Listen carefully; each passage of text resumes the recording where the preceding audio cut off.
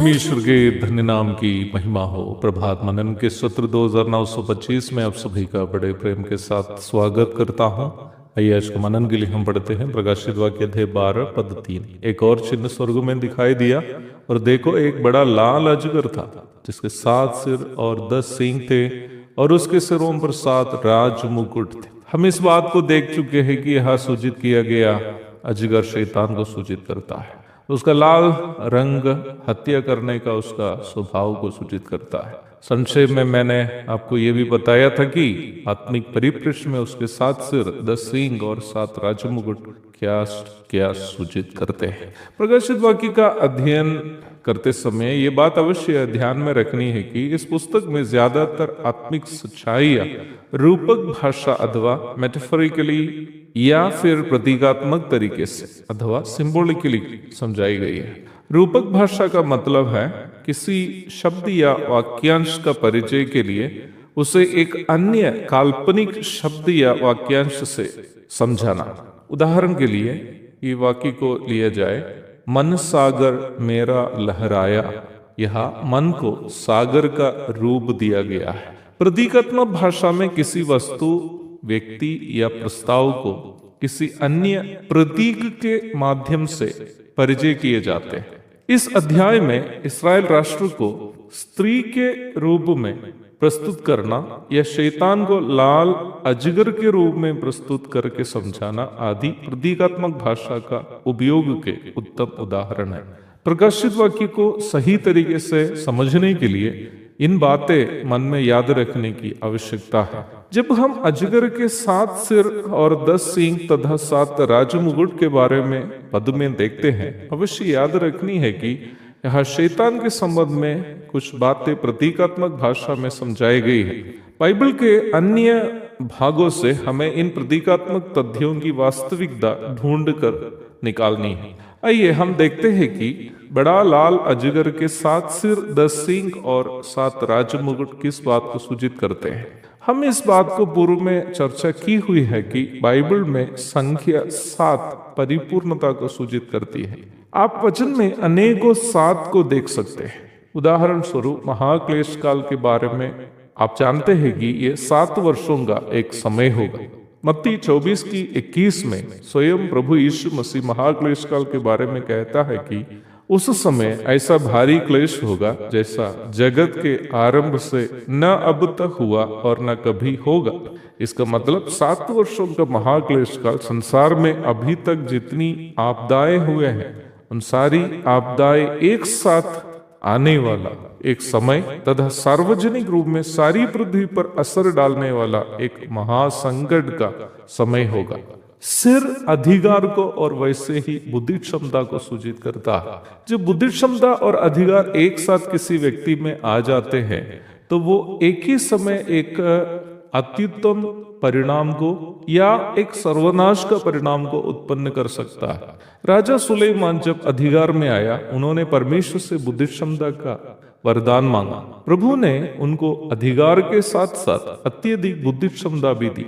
इस बात का तर्क नहीं है कि सुलेमान राजा के समय में इस्राएल आर्थिक रूप में काफी समृद्ध था, परंतु दुखजनक बात यह भी थी कि राजा स्वयं भी और जनता भी आत्मिक एवं नैतिक रूप में बर्बाद हो गए। खुद राजा ही 700 पत्नी एवं 300 रखेल का आनंद उठाएंगे तो प्रजा थोड़े एक से संतुष्ट होगी। अगुए 16 को रखेंगे तो अनुयायी को कम से कम 4 भी नहीं दिए तो वो विरोध तो करेगा ही। कहने का तात्पर्य यह है कि अत्यधिक बुद्धि क्षमता एवं अधिकार का मिलन होना अच्छी बात होने पर भी पाप से प्रदूषित अवस्था में ये भलाई से अधिक बुराई को ही उत्पन्न करती है। शैतान इस विषय में सबसे उत्तम उदाहरण, वो परमेश्वर के सिंहासन के करीब रहने वाला, चाह जाने वाला करूब था। अधिकार और बुद्धि क्षमता में उसके आगे केवल परमेश्वर ही था, परंतु निम्न अधिकार एवं बुद्धि क्षमता उन्हें घमंडी बनाया और उसका घमंड उन्हें नरक का पात्र बना दिया।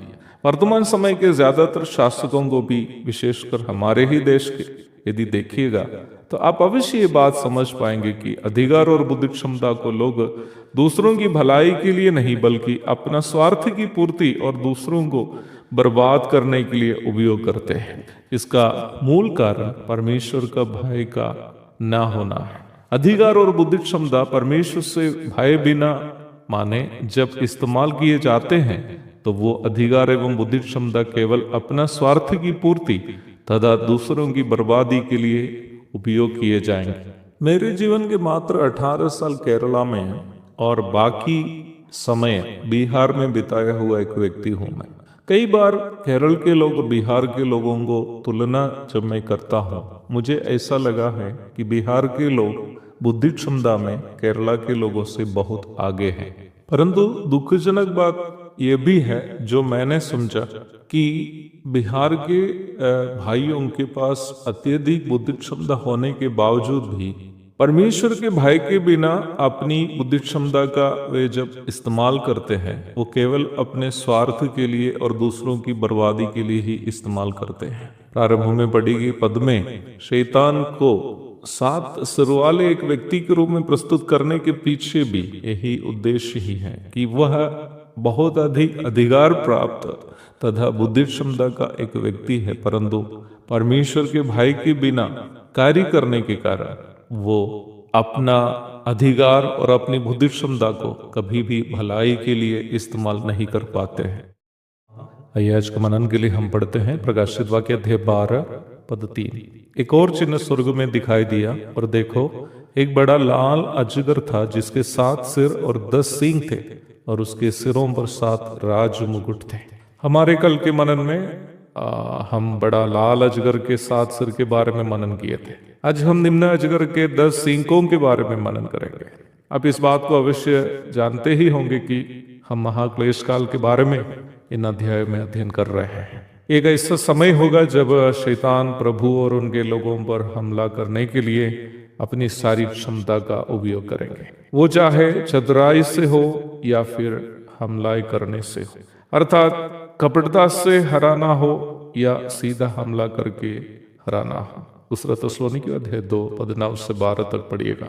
हम ये देख चुके हैं कि पद में सूचित किया गया अजगर शैतान को सूचित करता है और उसके 7 सिर संसार के अविश्वासी मनुष्यों पर उसका अधिकार तथा उसकी बुद्धि क्षमता को सूचित करता है। शैतान परमेश्वर के समान सर्वज्ञानी नहीं है, परंतु परमेश्वर ने जब उसकी सृष्टि की थी उन्हें अत्यधिक बुद्धि क्षमता देकर उसकी सृष्टि की थी ताकि वह परमेश्वर की सेवा करे।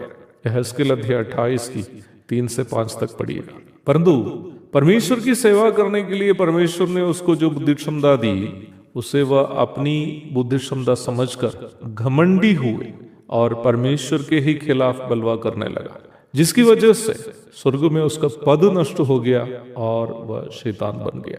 इब्रानी शब्द साठान का अर्थ विरोधी, अंधकार इत्यादि है। ये बात हमारे लिए भी एक चेतावनी है। परमेश्वर हमें जो बुद्धि क्षमता, सेहत, ज्ञान, धन इत्यादि दिए हैं वो इसलिए नहीं है कि हम घमंडी होकर परमेश्वर के विरोध में पाप करें, बल्कि इसलिए है कि हमारी क्षमताओं का उपयोग हम प्रभु की सेवा करने और उनकी महिमा अपने जीवन से करने के लिए उपयोग करें।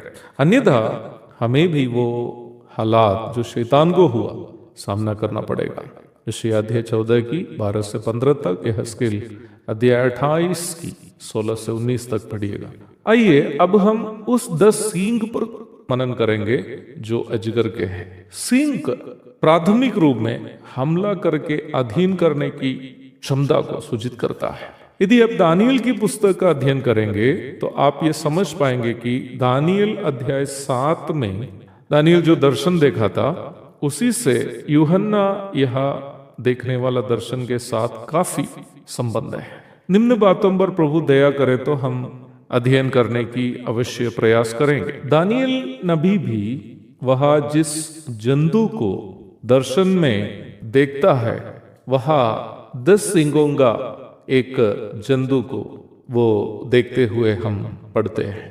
दानियल अध्याय 7 की 7 में आप इस बात को देख सकते हैं। मैं आपके लिए उसे पढ़ना चाहता। फिर उसके बाद मैंने स्वप्न में दृष्टि की और देखा कि एक 14 जंतु है जो भयंकर और डरावना और बहुत सामर्थी है और उसके बड़े बड़े लोहे के दांत हैं। वह सब कुछ खा डालता है और चूर चूर करता है और जो बच जाता है उसे पैरों से रौंदता है। वह सब पहले जंतुओं से भिन्न है और उसके 10 सींग है। यदि आप इस अध्याय को शुरू से पढ़ेंगे तो आप देख सकते हैं कि दानियेल बाबिलोन के राजा बेलशस्सर के शासन के पहले वर्ष में अर्थात ईसा पूर्व 555 के लगभग में एक दर्शन देख रहा है। निम्न दर्शन में वो 4 बड़े बड़े जंतुए समुद्र से निकलते हुए देखा। बाइबल की भविष्यवाणियों में समुद्र शब्द का एक खास अर्थ दुनिया संसार के लोगों की भीड़ है। यशायाह 17 की 12, प्रकाशित वाक्य 17 की 15। अब आप दानियेल के इस दर्शन को उस दर्शन के साथ जिसे राजा नबूकदनेस्सर ने देखा और दानियेल ने उन्हें उस दर्शन का अर्थ बता कर दिया, जो हम दानियेल के अध्याय 2 में पढ़ते हैं, तुलना करके अध्ययन करेंगे तो आप समझ पाएंगे कि पौराणिक समय के 4 साम्राज्यों के बारे में इन दोनों भाग में सूचित किए हुए हैं। अर्थात दानियेल ने जो दर्शन देखा और नबूकदनेस्सर ने जो दर्शन देखा, दोनों में पौराणिक समय के 4 साम्राज्यों के बारे में बताए हुए हैं।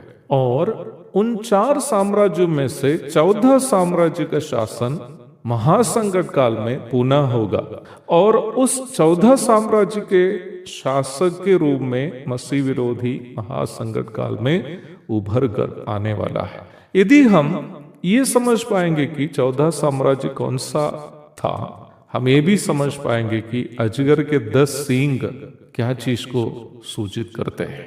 ये अध्ययन बहुत ही रोचक है। प्रभु की इच्छा हुई तो हमारे कल के मनन में हम ये अवश्य देखेंगे कि अजगर के 10 सींग कौन सा साम्राज्य को सूचित करते हैं और किस साम्राज्य से मसीह विरोधी दुनिया के ऊपर में एक तानाशाह के रूप में उभर कर आने वाले हैं। आज के मनन के लिए हम पढ़ते हैं प्रकाशित वाक्य अध्याय 12 पद 3।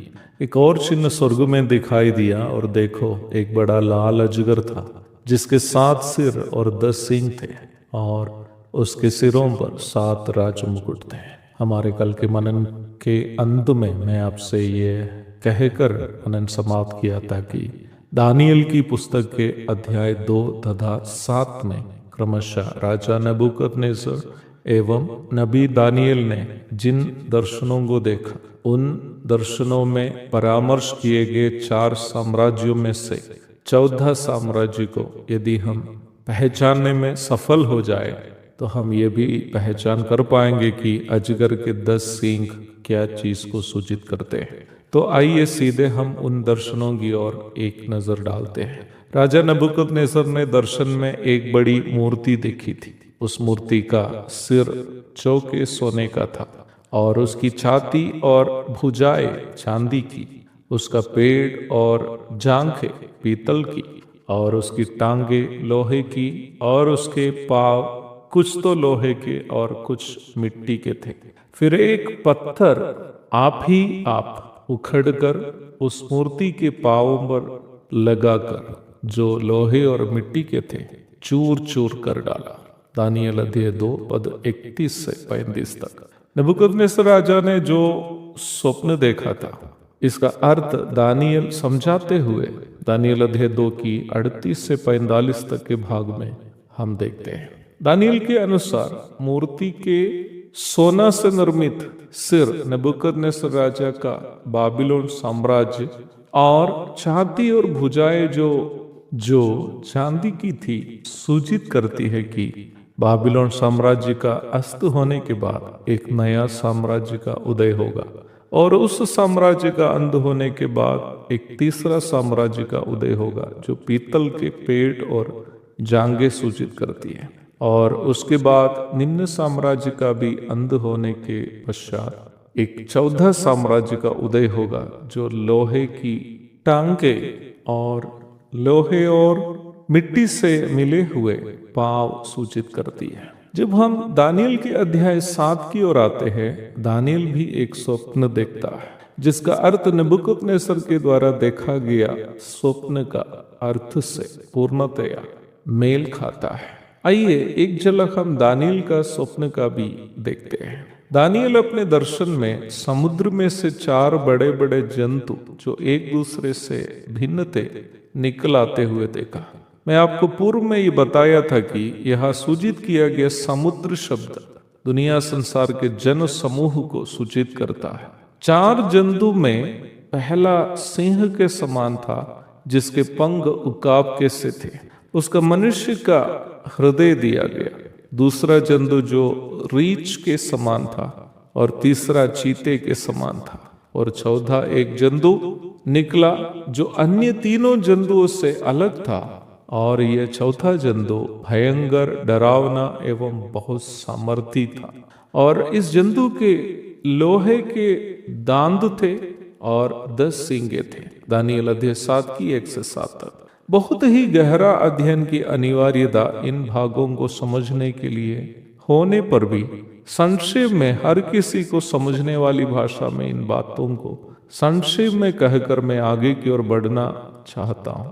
अध्याय 7 के 17 में हम स्पष्ट रूप में देखते हैं कि इन 4 जंतु जिसे दानियल नबी ने दर्शन में देखा वे क्या सूचित करते हैं। हम वह इस प्रकार पढ़ते हैं, उन 4 बड़े बड़े जंतुओं का अर्थ 4 राज्य हैं जो पृथ्वी पर उदय होंगे। These great beasts which are 4 in number are 4 kings who will arise from the earth। ईसा पूर्व 555 के लगभग में बाबिलोन साम्राज्य में राजा नबूकदनेस्सर के शासनकाल में दानियल इस दर्शन देखा। अर्थात उस समय दुनिया का सबसे बड़ा साम्राज्य बाबिलोन था, जिसकी राजधानी वर्तमान कालीन इराक था। राजा नबूकदनेस्सर ने जो स्वप्न देखा था और नबी दानियल ने जो देखा, दोनों के अनुसार स्वप्न का प्रथम भाग अर्थात सोने से निर्मित सिर और सिंह दोनों बाबिलोन साम्राज्य को सूचित करता है। दानियल 2:38। आप ये सुनकर ताजुब हो जाएंगे कि पौराणिक बाबिलोन में सिंह को एक पवित्र पशु माना जाता था, क्योंकि बाबिलोन की देवता इश्तार का यह पसंदीदा जानवर था।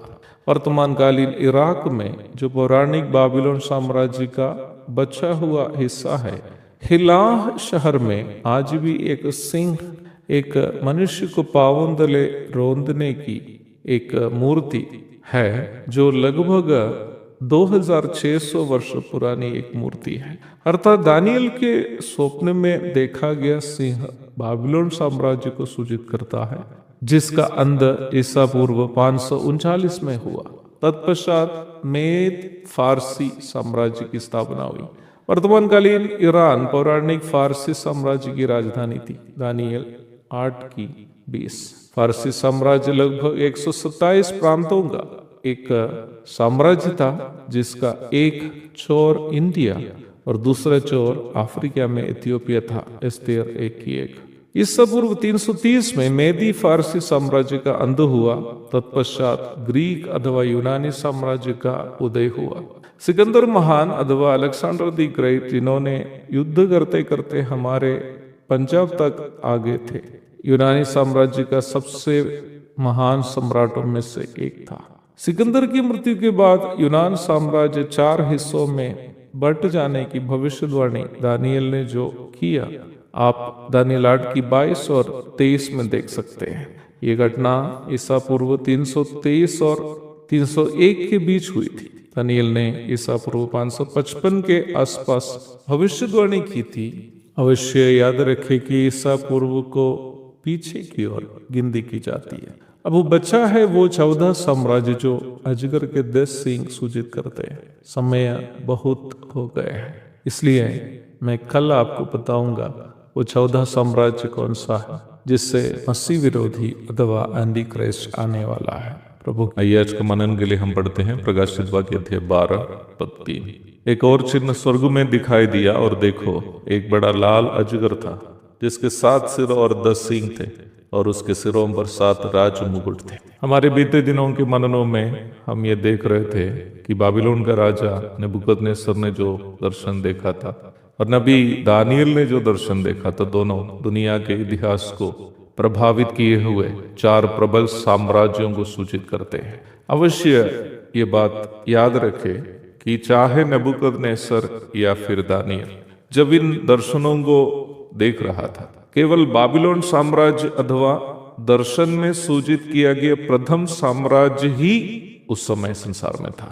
अन्य तीनों साम्राज्य उस समय संसार में थे ही नहीं। परंतु रोचक तथा अचंभित बात यह है कि इन भविष्यवाणियों के अनुसार चारों साम्राज्यों का उदय तथा अस्त जैसे दर्शनों में दिखाए गए थे वैसे ही हुए।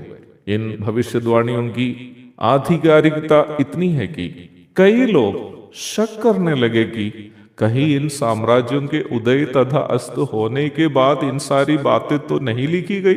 तर्क के लिए सवाल को यदि स्वीकार भी किया जाए, दावा तभी सच साबित होगा कि सारे साम्राज्यों के अंत होने तक पुस्तक का लेखक भी तो जिंदा रहना चाहिए। उपलब्ध जानकारी के अनुसार ईसा पूर्व 536 के आसपास में नबी दानियल अपना लगभग 85 उम्र के जीवन को समाप्त करके दुनिया से अलविदा कह दिया और उनको बाबिलोन में ही मिट्टी दी गई। वर्तमानकालीन ईरान के खुजेस्तान प्रांत के शूश शहर में नबी दानियल का कब्र आज भी बाइबल भविष्यवाणियों का समर्थन करते हुए पर्यटकों को देखने के लिए उपलब्ध है। दानियल 8:2 में यही शहर के बारे में सूचन करके बताए हुए आप देख सकते हैं। कई ऐसे लोग हैं जिन्हें अपने धार्मिक ग्रंथों की त्रुटियों की जानकारी मिलती है तो वे इस प्रकार कहते हैं, अरे गीता, कुरान या बाइबल सभी इंसान ही तो लिखे हैं, इसलिए त्रुटियां तो होगी ही ना। परंतु अपनी धर्म ग्रंथों के साथ बाइबल की भी तुलना करने के द्वारा वे लोग ये साबित करने की कोशिश कर रहे हैं उन सारे ग्रंथों के समान बाइबल भी है। इस बात का तर्क नहीं है कि बाइबल भी लिखने के लिए इंसान ने हाथ चलाया, परंतु बाइबल में दी गई भविष्यवाणियां अर्थात उन घटनाओं की जानकारी जो लेखकों के जीवन काल के कई सदियों के बाद पूरी होने की है, इस बात के लिए एक स्पष्ट प्रमाण है कि बाइबल की रचना के लिए हाथ चलाए हुए लेखकों के पीछे, जैसे बाइबल कहती है, परमेश्वर की प्रेरणा थी। 2 तीमुथियुस 3:16 अन्यथा लेखकों के जीवन काल के कई सदियों के बाद जिन घटनाएं होने की है उसकी जानकारी पहले ही बाइबल लेखकों को नहीं मिलती। दानियल की पुस्तक में केवल दानियल के जीवन काल की घटनाएं नहीं बल्कि दुनिया के अंत तक होने वाली कई घटनाओं की स्पष्ट जानकारी हमें मिलती है। दानियल ने बाबिलोन साम्राज्य में रहते हुए ये भविष्यवाणी की कि बाबिलोन साम्राज्य समाप्त हो जाएगा, तब मादी और फारसी साम्राज्य आएगा और मादी फारसी साम्राज्य के अंत होने के बाद यूनानी साम्राज्य आएगा और यूनानी साम्राज्य का अंत होने के बाद वो 14 साम्राज्य आएगा जो अजगर के 10 सींग सूचित करते हैं। ईसा पूर्व 323 में अचानक सिकंदर महान अथवा अलेक्जेंडर द ग्रेट का देहांत संभवतः मलेरिया बीमारी के कारण होने के पश्चात उनकी सेना के 4 सेनाध्यक्ष आपस में लड़कर यूनानी साम्राज्य को, जैसे दानियल 8:21 और 22 में दी गई है, विभाजित किए और इस प्रकार यूनानी साम्राज्य का अंत हो गया। सिकंदर के सेनाध्यक्षों में कसांडर मैसिडोनिया और ग्रीस के मुख्य भूविभाग पर जब कब्जा किया, टोलमी ने मिस्र को अपना बना लिया। लिसिमाकस ने तुर्की आदि इलाकों पर शासन करने लगा और सेल्यूकस मध्य पूर्व इलाकों पर अपना अधिकार जमा दिया। इस प्रकार यूनानी साम्राज्य खत्म हो गया। यद्यपि एक छोटा सा शहर और उसके चारों ओर क्षेत्रीय राजाओं से नियंत्रित छोटे छोटे मुल्क के रूप में रोम पहले से था। ईसा पूर्व 27 के लगभग में सम्राट ऑक्टेवियन, जो अगस्तुस सीसर के नाम से इतिहास में जाना जाता है, अधिकार में आने के बाद रोम एक साम्राज्य बन गया। अगस्तुस सीसर का शासनकाल ईसा पूर्व 27 से ईस्वी 14 तक है, अर्थात यीशु मसीह के जन्म के पूर्व 27 वर्ष से लेकर यीशु मसीह के जन्म के बाद 14 साल तक अगस्टस सीसर का शासन था। भूलना नहीं, यही अगस्तुस कैसर जब रोम का सम्राट था, परमेश्वर का पुत्र यीशु मसीह हमारा उद्धार करता यहूदिया के बैतलहम में जन्म लिया। लूका अध्याय 2 पद 1 से 7 तक। वो 14 साम्राज्य जिसे राजा नबूकदनेस्सर और नबी दानियल ने दर्शन में देखा था, वो रोम साम्राज्य था। अजगर के 10 सींग यही रोम साम्राज्य को सूचित करते हैं। लेकिन रोम साम्राज्य को 10 सींगों से क्यों सूचित कर दिए गए? इस प्रश्न का उत्तर हम कल का मनन में देखेंगे। तब तक के लिए आपसे विदा हो जाता हूं। प्रभु आप सबको आशीष दे। आमीन।